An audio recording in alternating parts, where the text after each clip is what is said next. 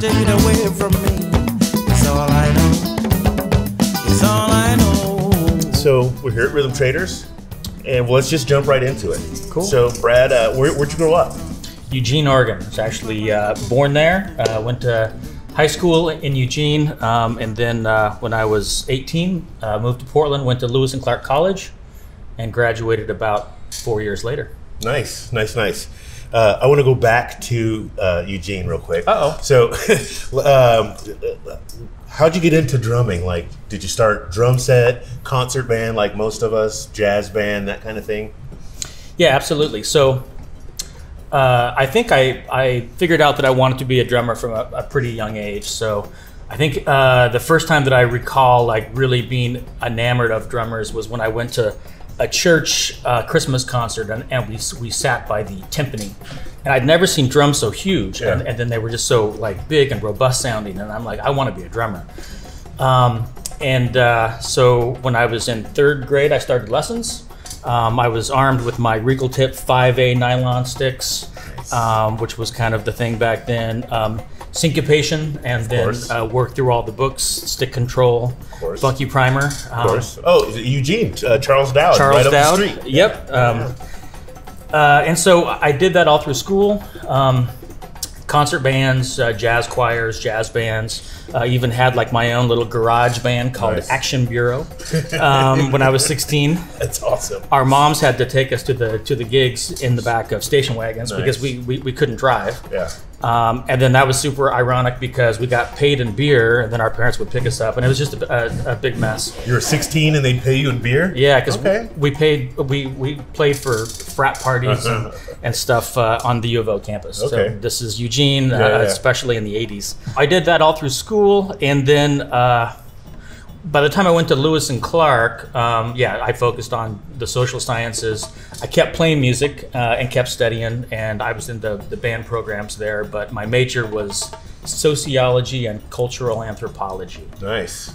And so I think that's going to sort of lead us into how you got into the African side of it. Exactly. So it was freshman year at Lewis and Clark College, and there was a class being taught by Obo Addy, who is arguably the person who brought African drumming to the Portland area. Yeah. So he was teaching a course, and I signed up. It was a group class with about 12 or 15 people. And so at that point, I'm like 19 years old, and I'd been drumming for 11 years. And you know, when you hit like when you're playing drum set and you hit one of your toms, it just makes one sound. Right. I mean, you have the soft tom sound and you have the loud tom sound, but it's still just a tom sound. Yeah. And then I remember seeing Obo's hand technique and just seeing what he could do with one drum. He would get like 5 different sounds, but then you got your right hand and your left hand, so you got 5 different possibilities with your right. Like you could flam and do like a tone slap, or a bass slap, or a bass tone. So you actually have, what's 5 times 5? Like 25 possibilities for every single note. Yeah. That's awesome. So you took Obo's class and then decided to go to Africa, or was it like a trip he was offering there? Gotcha. Well, actually, there were 4 more years. Right. As a drummer and someone interested in culture, I was drawn to cultural anthropology, which is basically the study of groups of people, often in developing parts of the world. So I kept drumming, and then locally in Portland, while I was still in college, like drumming for dance classes, African dance classes and whatnot. And so I ended up, Lewis and Clark is a big writing school, and so we all had to write senior theses. Mm-hmm. So mine was like 120 pages on looking at music as a tool for understanding tension in urban West Africa. There's all kinds of tension in West Africa. You have Christians and Muslims. Yeah. You have blacks and whites. You have different linguistic groups, and so there's just a lot going on. Mm-hmm. So while I was in college, I am still becoming more and more interested in drumming all around the world. And so when I graduated, I took all of my money, which was about $3,400, and I bought a one-way ticket to Ghana. And I figured, I would just move there and set up a bunch of mini apprenticeships for myself to see if there was a particular ethnic group that I wanted to study with, or a certain line of inquiry, or a certain region, because I was actually planning on going back to graduate school and maybe getting a PhD and teaching this stuff. Yeah. But wait, so when you left, you had no connections over there. You just took your bread, bought a ticket, backpack, split? Almost. I had connections in the sense that because I had studied with Obo, I knew his family. Okay. And then I studied with another guy, Niardi Alote, and I played drums for his dance classes and stuff. He was also a God drummer from Ghana, and so he hooked me up with his family. So basically, I had a host family in Accra that was expecting me, and I used that as a launching pad. And then over the course of about a year, traveled to different regions, studying different things. Just because I thought it would be a travesty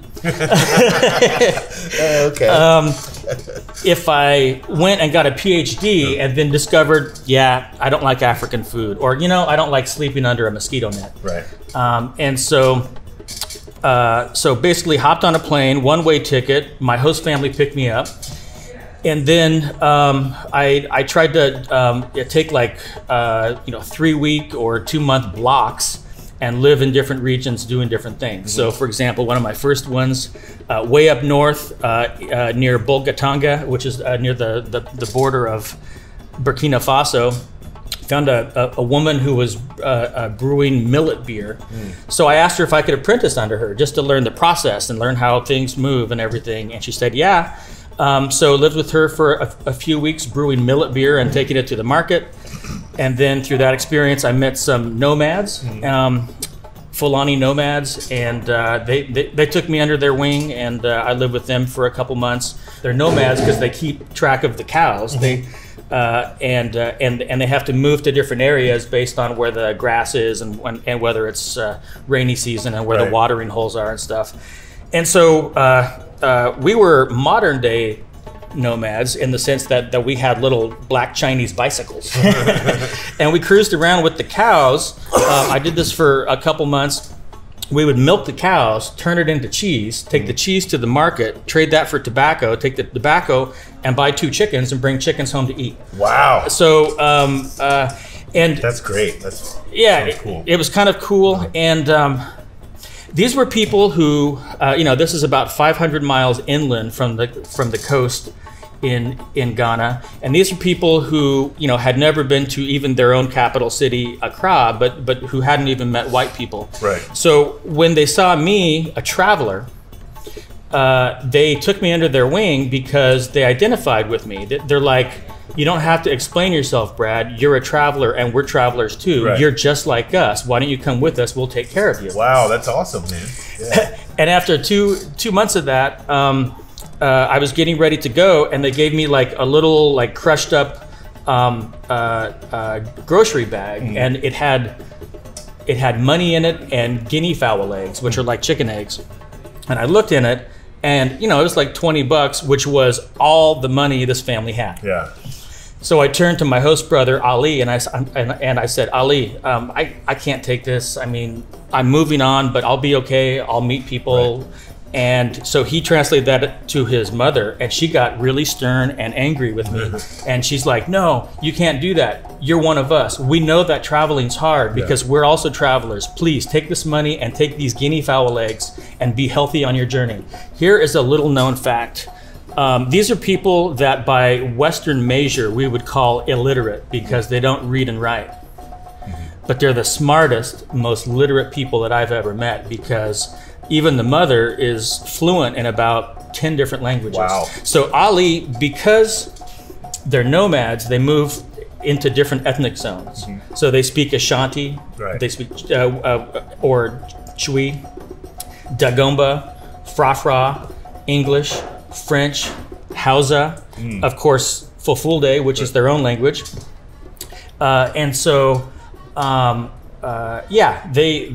master linguists, even though they can't, quote unquote, read and write. Right. So Ali, he also was, because of his language skills, was hired by the Ghanaian government to basically help other Fulani nomads as they traveled, because these guys don't really recognize borders. So when they're taking care of cows, they'll cross into Cote d'Ivoire, or they'll cross into Burkina Faso, because that's where the water is. And so then there's problems with identity cards and visas and stuff like that. So my buddy Ali, who I had met at a truck stop actually, is I would say a master linguist. And so even though not everybody spoke English, he did. And then wherever you are, even if you show up in a village and no one speaks English, once you say what your mission is and why you're there, they'll send to the next village to get the one kid who's maybe 12-year-old and studying English in school, and they'll bring him back to translate. So no matter where you are, somebody will speak English. This is in Ghana. If you're in the Francophone part of West Africa, it's exactly what I just said, only it's French.